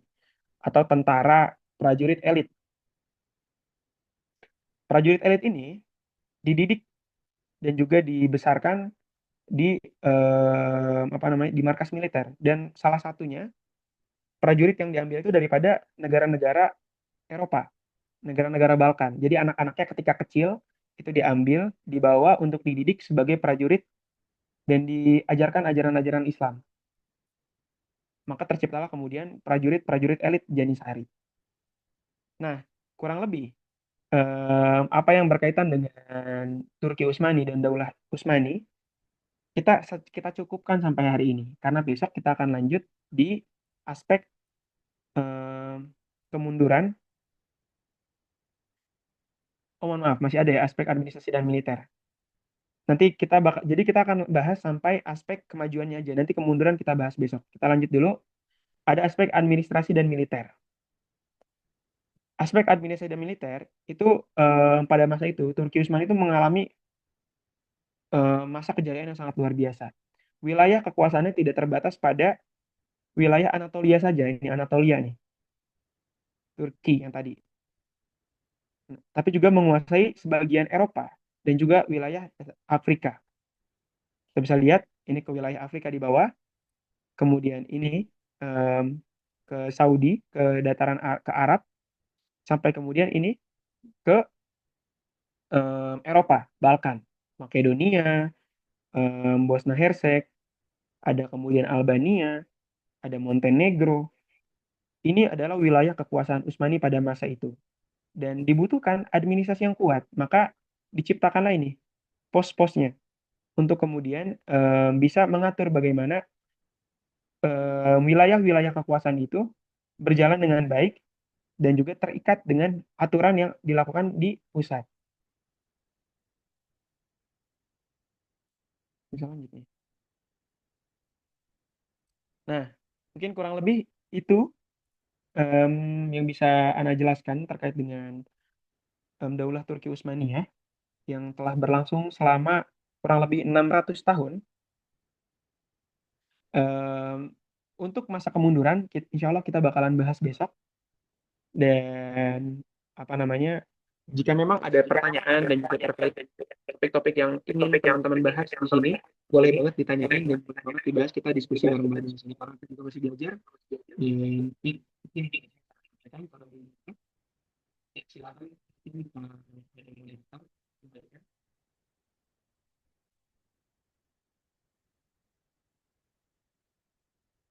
Kembalikan kepada moderator. Ya, silakan. Boleh mungkin ada yang mau bertanya gitu segala macam. Baik, terima kasih Kak Haikal atas pemaparan materi yang sangat amat menarik tentang peradaban di sejarah Islam yang tentang dinasti Abbasiyah dan lain-lain, Utsmani, Turki. Untuk teman-teman yang ingin bertanya, kita buka sesi tanya jawab. Bagi teman-teman yang ingin bertanya kepada Kak Haikal, boleh raise hand teman-teman. Kak Lilim mau raise hand? Oh enggak.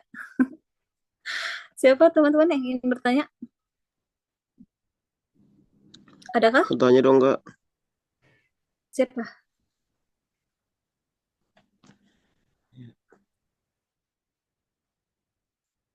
Akbar. Boleh, Mangga, silahkan langsung.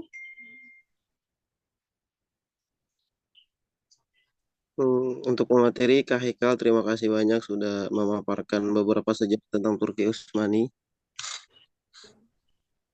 Saya ingin bertanya tentang sejarah Turki Utsmani. Salah satunya yang saya pernah baca yaitu artikel dari Profesor Muhammad Maksud Aulud dalam artikel yang diterbitkan oleh situs biaztarik.com bahwasanya Raja Ottoman itu tidak pernah naik haji gitu. Ottoman itu ternyata Ottoman yang saya baca dalam artikelnya Profesor Muhammad Maksud Aulud, dalam artikelnya itu disebutkan itu atau Raja Utsman itu tidak pernah naik haji. Nah, kenapa tuh alasan pada saat itu Raja Ottoman atau Raja Utsman itu tidak naik haji? Gitu. Ada yang menjawab ya. Terima kasih banyak atas pertanyaannya. Itu benar. Memang Punten Kak narasumber halo, kurang mohon maaf. putus-putus. Nah ya, oke. Oke. Ya, terima kasih atas pertanyaannya. Ini mohon maaf, kamera anak nyala gak nih? Nyala. Oh iya, nyala ya. Oke. Pertanyaannya terima kasih atas pertanyaannya tadi. Mohon maaf, aku jadi... Tadi Mas siapa yang bertanya, Mas? Mas Akbar ya? Iya, Mas Akbar. Oke. Makasih banyak Mas Akbar pertanyaannya. Pertanyaan yang menarik. Dan itu ternyata benar, Mas. Jadi memang pada masa itu ada beberapa latar belakang. Kenapa? Sepanjang sejarah Kerajaan Ottoman berlangsung selama 6 abad, sekitar 6 abad, tidak ada satupun Sultan Ottoman yang menunaikan ibadah haji ke Mekah. Dan ada beberapa alasan yang meliputinya. Pertama, itu pertimbangan keamanan dan stabilitas politik. Pada masa itu, perjalanan itu membutuhkan waktu yang lama dan menghadapi berbagai risiko. Dari mulai dari mulai berangkatnya sampai kemudian nanti tiba di Saudinya. Dan haji itu kan tidak memakan waktu seminggu 2 minggu kayak umroh, tapi masanya panjang. Dan ketidakhadiran sultan dalam jangka waktu yang panjang dapat menimbulkan kekosongan kekuasaan dan berpotensi eh, menciptakan ketidakstabilan politik pada masa itu. Itu satu. Yang kedua, ada yang namanya tanggung jawab sebagai pemimpin. Mau bagaimanapun, sebagai seorang muslim, terutama sebagai seorang sultan, ditambah lagi ya, sebagaimana yang kita tahu, kedekatan mereka dengan ketasawufan, ilmu-ilmu kesufian, tidak mungkin mereka tidak memiliki keinginan untuk pergi haji. Itu sederhananya seperti itu. Tidak mungkin. Tapi tanggung jawab sebagai pemimpin lah yang kemudian membebani mereka, sampai kemudian sultan ini merasa bahwasanya menjaga stabilitas dan keamanan itu adalah prioritas utama ketimbang beliau naik haji untuk dirinya sendiri. Kan haji untuk dirinya sendiri. Diselenggarakan bila mampu. Dan bila mampu ini kan bisa tentang keadaan ekonomi, bisa juga keadaan dirinya sendiri. Mungkin ekonominya mampu, tapi keadaan sosialnya tidak mampu. Karena resikonya lebih besar.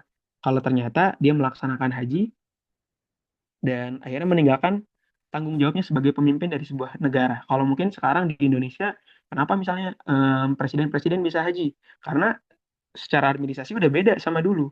Dulu kan kerajaan itu bisa diserang sama siapa aja. Kalau misalkan raja yang nggak ada misalnya. Dan perintah itu berasal dari raja, ya kan? Dan yang terakhir, yang ketiga, itu adalah kondisi perjalanan yang sulit. Pada masa itu, perjalanan ke Mekah itu berbeda dengan sekarang ya, dengan pesawat atau pada masa Sultan Abdul Hamid. Sultan Abdul Hamid kan membangun kereta untuk kemudian mempermudah kereta Hijaz, tuh, jalan kereta api Hijaz, untuk mempermudah perjalanan haji. Nah, perjalanan ke Mekah itu nggak lama. Jadi sebelum hajinya udah perjalanannya udah lama, udah memakan waktu berbulan-bulan. Dan karena pertimbangan itu juga lah, akhirnya sultan-sultan itu tidak ada yang pergi haji. Tapi meskipun para sultan itu nggak pergi haji secara pribadi, mereka itu tetap menunjukkan perhatian besar terhadap pelaksanaan ibadah haji. Salah satu buktinya adalah mereka tuh memastikan bahwasanya keamanan jalur haji itu aman dan fasilitasnya itu tersedia bagi para jamaah. Mendukung segala bentuk infrastruktur yang dibutuhkan, kemudian menunjukkan meskipun mereka itu nggak bisa menunjukkan mereka itu nggak bisa pergi haji secara fisik, tapi mereka tuh sudah pergi haji paling tidaknya dengan cara memberikan perhatian-perhatian kepada para jamaah haji yang ada di sana. Kurang lebih seperti itu, Eh, Mas. Tanggapan yang bisa saya berikan. Dan Assalamualaikum. dari mana ini sumber-sumbernya ini mungkin masih bisa coba baca daripada ada namanya literasi Islam. Di sana Mas bisa lihat terkait dengan apa-apa yang dibutuhkan tentang ilmu-ilmu pengetahuan terkait dengan sejarah-sejarah Islam, kurang lebih seperti itu. Ya, terima kasih Mas Haikal atas paparannya. Saya ini suka Sama-sama. sekali sejarah, makanya saya baca-baca gitu. Makasih Kak. Hmm. Iya, sama-sama. Orang Terima Hio. kasih, Mas. Ya. Kak Hayi mau menambahkan? Boleh. Tadi Iya, di boleh, kolom boleh. komentar katanya Kak Hayi mau menambahkan tadi. Mangga, silahkan. Cek suaranya kedengeran nggak? Kedengaran. Oke, terima kasih Kak Haikal yang hari ini sudah menyampaikan materi yang luar biasa. Tadi jawaban juga satu jawaban tambahan ke Kak Akbar. Jadi memang tadi sudah betul apa yang disampaikan Kak Haikal. Ana mau nambahkan satu aja. Karena Turki Utsmani itu mazhabnya Hanafi ya. Begitupun Sultan mazhabnya Hanafi. Ini Ana mau menambahkan dari sisi syariat. Artinya bukan dari dalil akli, tapi memang dari fikih. Menurut salah satu ulama Hanafi, namanya Syekh As-Sarakhsi, disebutnya Syamsul Islam dalam mazhab Hanafi, itu menyatakan bahwa sultan ataupun yang memiliki jabatan sebagai sultan, itu hukumnya mahbus atau eh, mahbus itu artinya tertahan untuk berangkat haji. Nah, gitu, tertahan untuk berangkat haji, katanya begitu. Kenapa? Ya karena banyak banget hal yang bisa terjadi kalau dia berangkat haji. Pertama ya tadi perjalanan yang jauh, kemudian hukumnya bisa hilang, hukum penjagaan keamanan. Sultan itu kan nggak seperti sekarang, zaman sekarang ada kalau presiden pergi ada wakilnya, kemudian kalau nggak ada menteri-menterinya, begitu nggak seperti itu. Dan sekarang presiden kan bisa nelpon langsung ke negaranya kalau ada terjadi apa-apa. Sultan itu nggak begitu. Jadi para ulama Hanafi fatwanya adalah sultan itu hukumnya mahpus atau ada uzur untuk tidak berangkat haji. Tapi mereka juga mengatakan bahwa wajib bagi sultan untuk memberangkatkan orang lain sebagai badal. Nah, itu menurut fatwa madhab Hanafi. Jadi secara hukum Islam, secara fikih juga ada alasan bagi sultan untuk tidak berangkat haji. Gitu.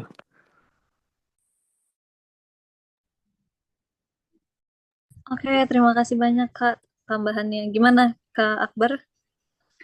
Ada lagi yang ingin Wah, ditanyakan? wah, jadi ilmu baru ini. Terima kasih kakak-kakak. Iya loh. Terima kasih banyak. Jadi kita diskusi aja teman-teman. Kiranya memang ada yang bisa ditambahkan terkait dengan apa yang disampaikan, dan mungkin teman-teman lebih tahu daripada anak pribadi di sini. Boleh banget ditambahin, karena memang ya kita nggak pernah tahu kan ilmu datangnya dari siapa. Bukan cuma dari narasumber yang membicarakan materinya aja, tapi juga bisa jadi teman-teman sendiri yang udah membaca lebih daripada Ana gitu misalnya. Oke, gimana teman-teman? Ada lagi yang ingin bertanya? Raise hand ya teman-teman kalau mau. Kalau sudah nanti kita lanjut ke sesi door prize ya, Kak ya. Ustaz Umar katanya mau bertanya, Ustazah. Oh, Ustaz Umar mau bertanya. Oke, oh iya. Bentar. Enggak. Baik, sebelumnya saya apresiasi sekali ya kepada Kak Haikal yang sudah membawakan materi yang sangat brilian sekali menurut saya gitu. Jadi ketika saya melihat materi ini tuh saya sedikit terpukau ya, kayak wah ternyata seperhatian gitu dengan makhluk, bahkan burung pun dipedulikan gitu. Nah, tapi kalau kita mencoba untuk melihat konteks sejarah ya, seperti misalnya Rasulullah mau membangun Islam gitu di tengah-tengah teritori Mekah, itu kan pasti ada sebuah perang gitu. Maksud saya untuk kita membawa nilai-nilai kebaikan di tengah-tengah umat itu, kalau menurut saya ya itu pasti ada perang di situ. Atau kita melihat sejarah Turki Utsmani misalnya, untuk bisa dia sampai jayanya itu kan melalui perang juga kan, perang Muhammad Al-Fatih sampai bisa membebaskan Konstantinopel. Nah, pertanyaan saya adalah eh, meskipun memang bisa melalui diplomasi gitu, tapi kenapa sih harus melalui perang gitu? Itu pertanyaan pertama. Lalu yang kedua, apakah jika seandainya nih mungkin kita setelah mendengar materi ini kita semangat gitu kan, kita punya spirit untuk menegakkan ataupun sama-sama berjuang kembali untuk berkontribusi peradaban Islam itu. Tapi pertanyaannya adalah apakah saat kita ingin mengulang kembali gitu ataupun menjayakan kembali Islam gitu di tengah-tengah peradaban, apakah nantinya memang bakal ketemu peperangan lagi gitu? Mungkin kurang lebih seperti itu pertanyaannya. Terima kasih. Oke, terima kasih Kak Umar. Silahkan langsung dijawab, Kak. Oke, Bismillahirrahmanirrahim. Iko izin jawab ya. Ini pertanyaan yang sangat bagus dari Satu Umar. Dan Ana menjawab sesuai dengan kapasitas Ana. Nanti insya Allah kalau misalkan memang ada tanggapan dari teman-teman lain boleh banget. Terkait dengan hal ini, pertama itu kan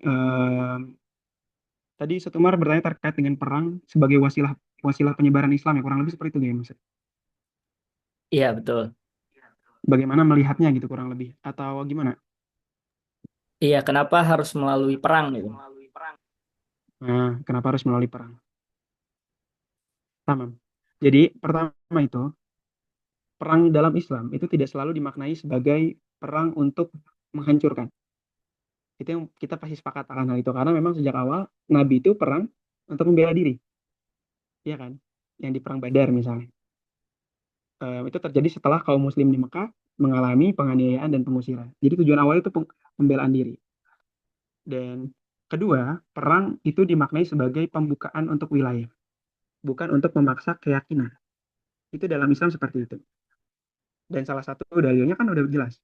La ikraha fid din, tidak ada paksaan dalam menganut agama Islam di surat Al-Baqarah ayat 256. Jadi tujuan perang dalam Islam itu untuk ekspansi wilayah, bukan untuk ekspansi keyakinan. Kurang lebih seperti itu yang bisa anda maknai. Namun, dalam sejarah, meskipun perang itu dilakukan untuk membuka wilayah yang tertutup dari dakwah Islam, seperti dalam halnya Futuhat Islamiyah atau penaklukan Islam, dakwah itu bebas juga dilakukan di wilayah yang bahkan belum dimenangkan oleh Islam itu loh, yang masih menentang. Nah, yang ketiga, perang itu sebagai perlindungan terhadap syariat dan umat. Contohnya itu ada perang lawan tentara salib. Tujuannya untuk melindungi Baitul Maqdis misalnya. Dan yang keempat ada yang namanya dampak sosial dan juga dakwah melalui akhlak dan ilmu pengetahuan. Ini juga nanti bakalan berpengaruh pada cara pandang kita terkait dengan kenapa kalau negara barat melakukan ekspansi ke wilayah selain daripada wilayahnya itu disebut dengan penjajahan, sedangkan kalau Islam itu tidak. Salah satunya adalah karena tadi perang dalam Islam itu adalah bentuk wasilah untuk menyebarkan dakwah melalui akhlak dan ilmu pengetahuan. Karena setelah perang, bukan, mohon maaf, karena ketika perang pun Islam tuh memiliki aturan-aturan yang perlu ditaati dan tidak sembarang perang untuk kemudian bisa terjadi perang, ya kan? Ada beberapa syarat yang harus terpenuhi juga. Nah, salah satu daripada dampak sosial dan budaya yang dilakukan ketika penaklukan itu adalah ketika wilayah baru ditaklukkan, sistem keadilan Islam diperkenalkan, maka masyarakat itu harus mendapatkan hak yang lebih adil dan budaya lokal harus tetap dihormati. Jadi tidak serta-merta menghapuskan budaya lokal, sehingga masyarakat itu tidak kemudian merasa, wah Islam ini benar-benar membatasi saya ya, berbeda dengan Barat misalnya. Ketika mereka melakukan ekspansi ke wilayah selain daripada wilayahnya, mereka itu mencoba membatas-batasi apa yang menjadi adat istiadat masyarakat yang ada di wilayah itu. Contoh misalnya pada masa penjajahan Belanda di Indonesia lah misalnya. Dakwah itu dibatas-batasi sampai kemudian dipecah belah sengaja karena dianggap membahayakan. Dalam Islam tidak, tapi mereka dikembangkan. Bahkan orang-orang yang berdebat, orang-orang yang menghasut em, apa namanya itu orang lain untuk kemudian membenci istana selama tidak melakukan pergerakan itu masih tidak dipermasalahkan. Salah satunya contohnya adalah gerakan Wahabisme di dalam tubuh Utsmani misalnya. Jadi kenapa kemudian Islam menyebarkan ajarannya dengan perang? Karena memang itu salah satu wasilahnya.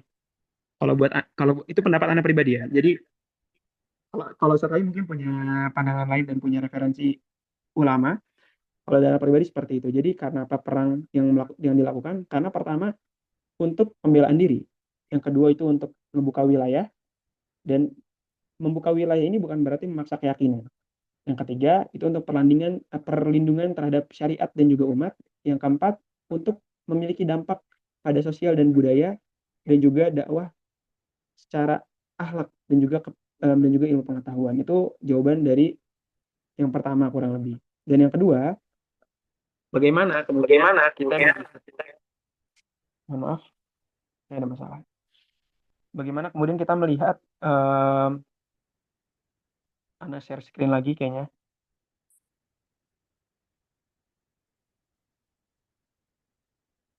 Bagaimana kita melihat yang nomor 2, apakah kemungkinan nanti akan ada perang lagi?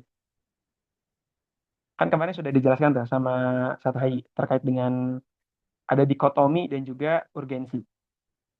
Menurut Samuel P. Huntington di Clash of Civilization, the most important distinction among people itu nanti bukan lagi tentang ideologi, bukan juga tentang politik, bukan juga tentang ekonomi, tapi tentang budaya. Dan budaya ini biasanya mencakup agama di dalamnya. Maka ada kemungkinan akan terjadi perang lagi. Antara mana dengan mana kita tidak tahu, tapi paling tidak perang yang sedang berlangsung pada masa ini seperti yang udah ketahui adalah the war of apa kita sebut knowledge, apa namanya tuh, perang pengetahuan yang sedang terjadi pada masa ini. Jadi mencoba untuk mengambil peran terbesar yang bisa mempengaruhi banyak dikitnya wilayah-wilayah yang ada di dunia lewat pengetahuan. Yang seperti kita tahu sekarang ada Barat, ada Cina yang paling besar, dua kekuatan besarnya. Sedangkan kalau menurut Francis Fukuyama, di bukunya udah jelas tuh, the West has won. Barat telah menang.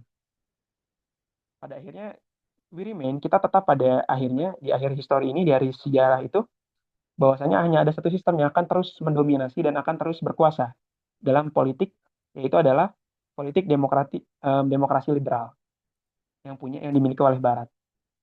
Dan tapi itu kalau misalkan kita ngelihat secara geopolitik misalnya sekarang, Turki juga memainkan peran besar di wilayah kawasan.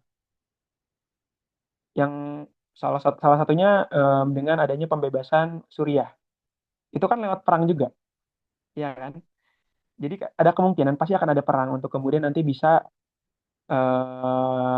Islam ini bisa menjadi jaya kembali di akhir masa gitu ya. Dan apakah emang harus lewat perang? Wallahu a'lam. Nah kalau itu kita nggak tahu nih, karena kita nggak bisa nebak. Tapi mungkin teman-teman ada pandangan lain, kita diskusi aja. Mau tambah Ustadz Haikal? Boleh. Kalau menurut Anda singkat aja karena udah mau buka ini ya di sana. Perang pasti terjadi. Perang pasti akan terjadi. Perang fisik ya maksudnya. Perang pasti akan terjadi. Dan jangan takut. Kemarin kita bahas ada satu penyakit umat Islam namanya asyaluk kompleksi atau inferiority complex, minder, merasa rendah. Ya kenapa harus takut perang? Kenapa? Karena umat Islam sekarang sudah dilabeli umat yang suka perang katanya. Loh, kalau kita lihat sejarah, kemarin kan kita bahas 100 tahun terakhir. Siapa sih yang suka perang sebenarnya? Perang Dunia 1, 11 juta orang meninggal. Perang Dunia 2, 55 juta orang meninggal. Apakah itu orang Islam yang menyebabkan? Apakah itu orang Islam yang ikut berperang? Apakah itu orang Islam yang jadi pemicunya? Bukan. Orang non-Islam. Tapi kok sekarang kenapa orang Islam disebut orang umat yang suka perang? Nah, kita jangan minder ya. Kalau emang perlu perang, umat Islam perlu perang. Oke? Jadi kalau emang perlu perang, umat Islam harus berani perang. Gitu. Itu memang sunatullah namanya perang itu, jangan kita takut. Ya mungkin itu aja. Oke. Jadi itu kurang lebih kalau kata tadi sunatullah. Jadi bakal ada perang. Dan sedikit menambahkan terkait hal ini, memang pada akhirnya kenapa umat Islam kemudian dilabeli sebagai umat yang suka perang? Karena memang diciptakan. Ini bisa nanti kita masuk ke dalam kajian kenapa negara-negara Islam, ya maksudnya negara-negara dengan masyarakat yang mayoritasnya Islam, itu umumnya lebih banyak yang tertinggal ketimbang negara-negara Eropa. Kita bisa masuk ke dalam kajian itu, cuman kayaknya bukan di sini tempatnya karena kita lagi bahas tentang Ismani ya. Jadi boleh mungkin ada terakhir mungkin ya ada pertanyaan lagi, boleh banget. Jika tidak ada lagi, kita lanjut ke door prize ya kak ya. Ya boleh langsung door prize juga langsung. Sedikit sebentar. Oke, door prize. Oh iya boleh. Berarti kalau seperti itu berarti kesimpulannya sebagai umat Muslim kita perlu dong untuk belajar bela diri ataupun seni dalam berperang gitu mungkin. Itu udah disunahkan oleh Rasul kan, bahkan di Fa'alan Nafs. Salah satunya memanah, berkuda, dan berenang.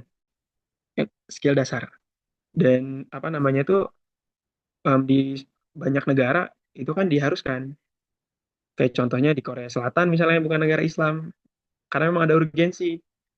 Tapi kalau misalkan di negara-negara Islam, karena banyaknya memang sudah pada kelas duluan sebelum kemudian ada, jadi ya belum ada gitu lah yang Anda lihat mewajibkan wajib militer. Cuman kalau misalkan ditanya apakah harus, pastinya harus. Untuk paling tidak kita mengetahui cara untuk membela diri kita.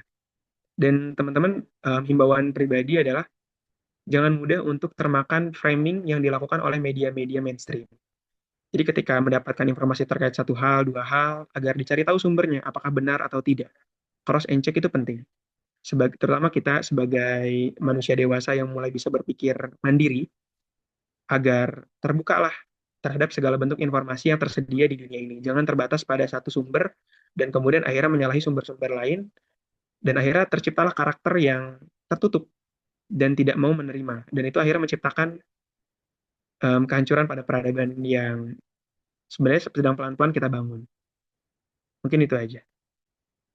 Terima kasih. Oke, gimana jawabannya? Mantap. Mantap. Oke, kita lanjut ke door prize ya, kakak-kakak, teman-teman semua. Sebelum kita tutup, seperti biasa kita akan adakan door prize.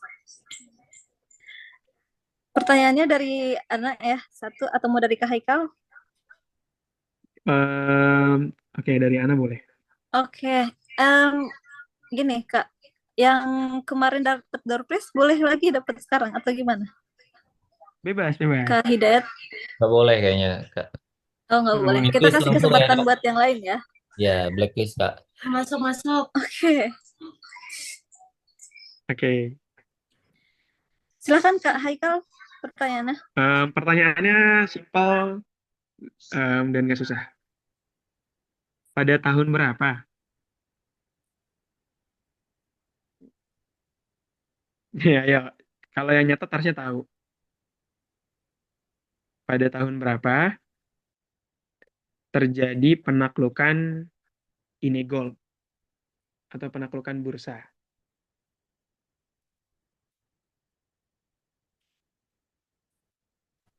Coba. Penaklukan apa ya, Kak? Boleh ulangi, Kak?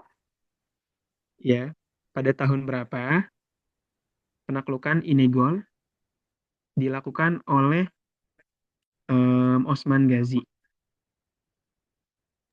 Saya Kak, Aku Apa tuh? Mas Akbar Wibowo ya? boleh